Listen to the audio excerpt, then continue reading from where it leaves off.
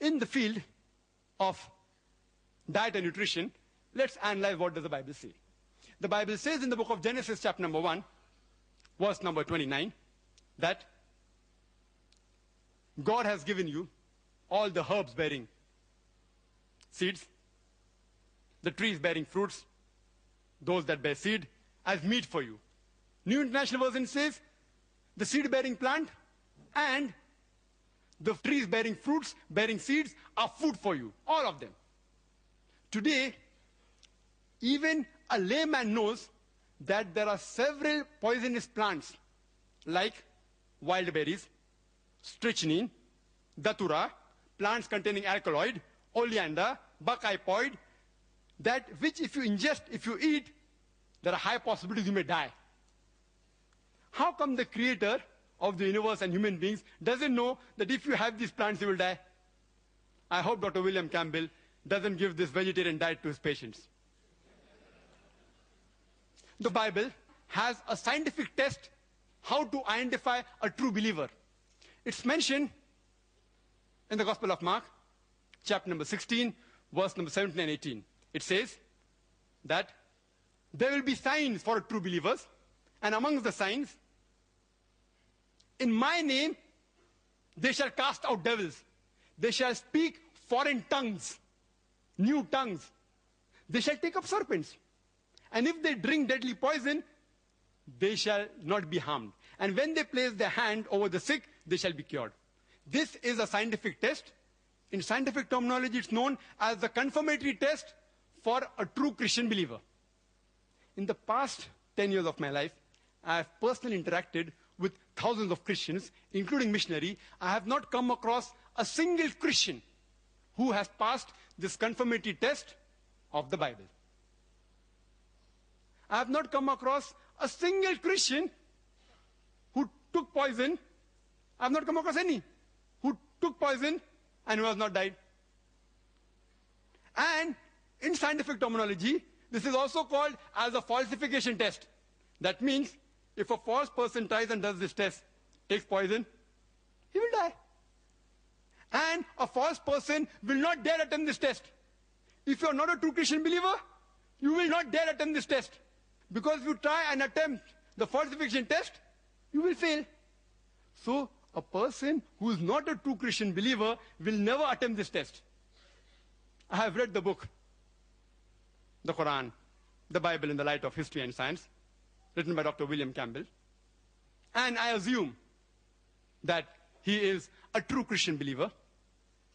And at least I would like him to confirm to me about the falsification test.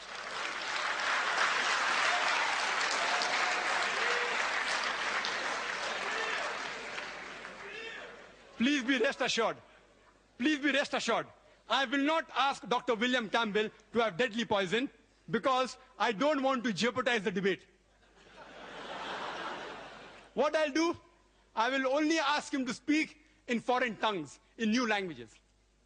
And as many of you may be aware, that India is a land which has more than 1,000 languages and dialects.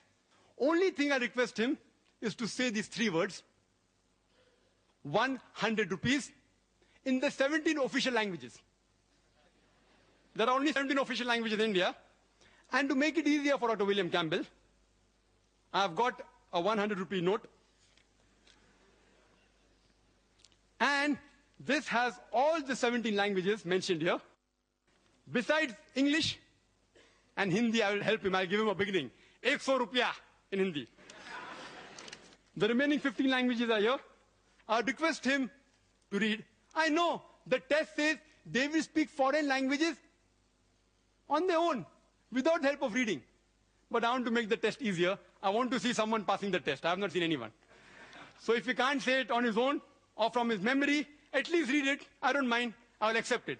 And I request the chairperson to give it to Dr. William Campbell. He has his rebuttal.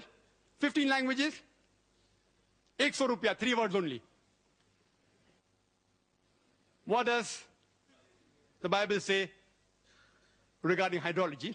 Bible says in Genesis, chapter number 9, verse number 13 to 17, that after God, at the time of Noah, submerged the world by flood. And after the flood subsided, he said, I put up a rainbow in the sky as a promise to the humankind never to submerge the world again by water. To the unscientific person, it may be quite good. Oh, rainbow is a sign of Almighty God, never to submerge the world by flood again.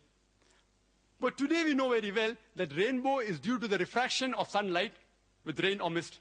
Surely there may have been thousands of rainbows before the time of Noah, peace be upon him. To say it was not there before Noah's time, you have to assume that the law of refraction did not exist, which is unscientific. In the field of medicine, the Bible says, in the book of Leviticus, chapter number 14, verse number 49 to 53, it gives a novel way for disinfecting a house from plague of leprosy. Disinfecting a house from plague of leprosy. It says that take 2 birds, kill 1 bird, take wood, scarlet, hyssop, and the other living bird, dip it in water, and under running water, later on, sprinkle the house 7 times with it. Sprinkle the house with blood to disinfect against plague of leprosy? We know blood is a good media of germ, bacteria, as well as toxin. I hope Dr. William Campbell doesn't use this method of disinfecting the OT, the operation theater. It's mentioned in the book of Leviticus, chapter number 12, verse number 1 to 5. And we know medically that after a mother gives birth to a child, the postpartum period, it is unhygienic. To say it's unclean religiously, I've got no objection.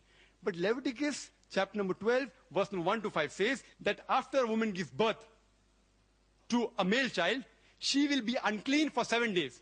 And the period of uncleanness will continue for 33 days more. If she gives birth to a female child, she'll be unclean for 2 weeks. And the period of uncleanness will continue for 66 days. In short, if a woman gives birth to a male child, a son, she is unclean for 40 days.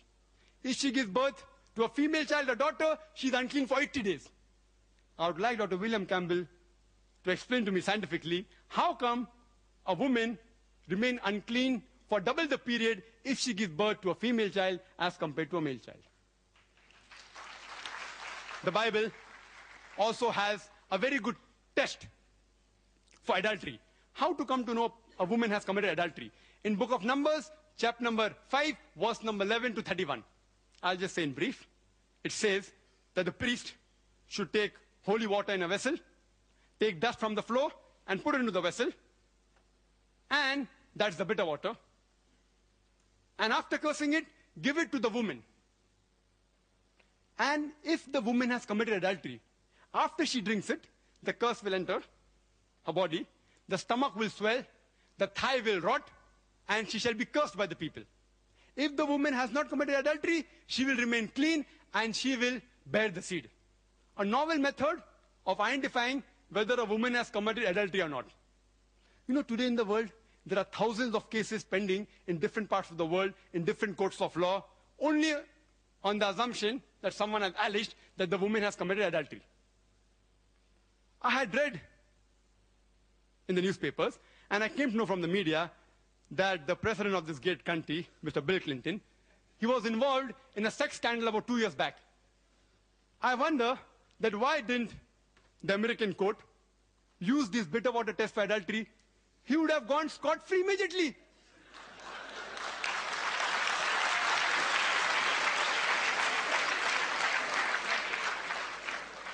Why didn't the Christian missionaries of this great country, especially those who are in the medical field, like my respected Dr. William Campbell, use this bitter water test to bail out their president immediately?